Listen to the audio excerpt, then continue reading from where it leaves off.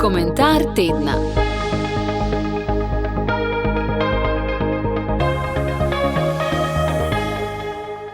Tokratni komentar tedna je pripravil magister Božo Rustja in mu dal naslov Tinina medvedka.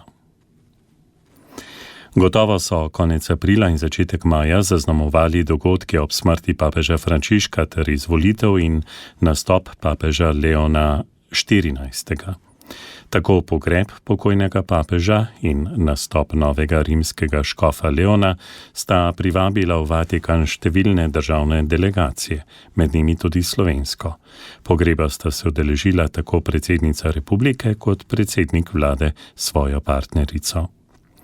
Osebno se mi zdi zelo zanimivo, kako naši, pogojno rečeno levičarski politiki, tako radi hodijo v Vatikan. Kaže, da za slovenske politike velja pravilo, bolj kot doma kršiš pravice vernih ljudi in zapostavljaš delo cerkve ter jim ne priznavaš pozitivne vloge, bolj kot nagajaš pri obnovi sakralnih prostorov, ki so tudi kulturni spomeniki, in bolj kot krčiš prispevke za duhovnike, bolj hinavsko se klanjaš v Vatikanu. Bolj kot doma zagovarjaš nasprotne vrednote kakor papež in bolj kot sprejemaš protikrščanske zakone, bolj siliš v njegovo bližino. Ne vem sicer, kdo vešča najvišje predstavnike Svetega sedeža, kakšen je položaj katoliške cerkve v Sloveniji, a njegovi predstavniki bi slovenske leve politike, ki tako radi potujejo v Rim in od tam še kam naprej na počitnice, medtem ko jim doma država razpada, vprašali o položaju cerkve v državi, ki jo predstavljajo. Morda bi jih spomnili na že podpisani mednarodni sporazum med Svetim sedežem in Republiko Slovenijo in njegovim uresničevanjem v praksi. Morda bi spodbudili nadgradnjo tega sporazuma.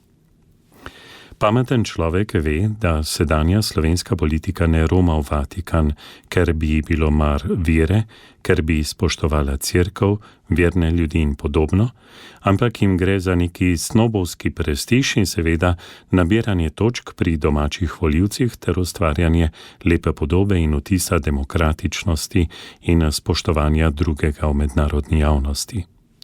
Spomnimo se lahko začetka demokratičnih procesov v Sloveniji v začetku 90. let prejšnjega stoletja. Ko je takratnega nadškofa Šuštarja obiskal krščanski demokrat Lojze Peterle ali kdo od koalicije Demos, je bilo to oživljanje klerikalizma. Če ga je obiskal na primer Milan Kučan, nekdani komunist, ki se je omadeževal z vladanjem v avtokratskem sistemu, pa je bilo to znamenje odprtosti, želje po sodelovanju z različno mislečimi, odraz demokratičnosti. Tako so mediji presojali isti dogodek, ki so se ga udeležili različni akterji.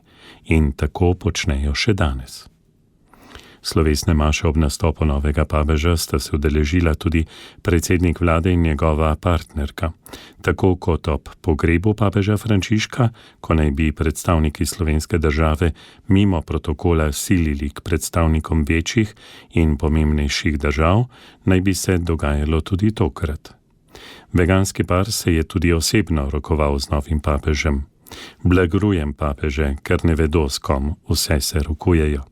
Ob tem rokovanju pa je premierjevo dekle imelo na torbici dva majhna pajaca, natančneje dva medvedka.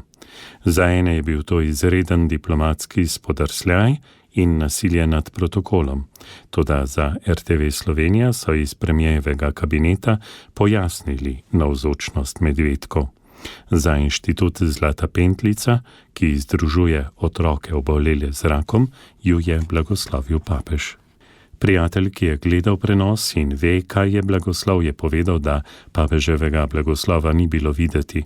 Najbrž v kabinetu ne vedo, kaj je blagoslov, pa so kar nekaj napisali. Naj jim verjame, kdor jim more. Toda pomislimo na prvovrstno hinavščino. Konkubina predsednika vlade, ki v javnosti prepoveduje blagoslove, zdaj nosi blagoslavljati medvedke papežu. Pri tem izkorišča še bolezen otrok. Kako zavržno.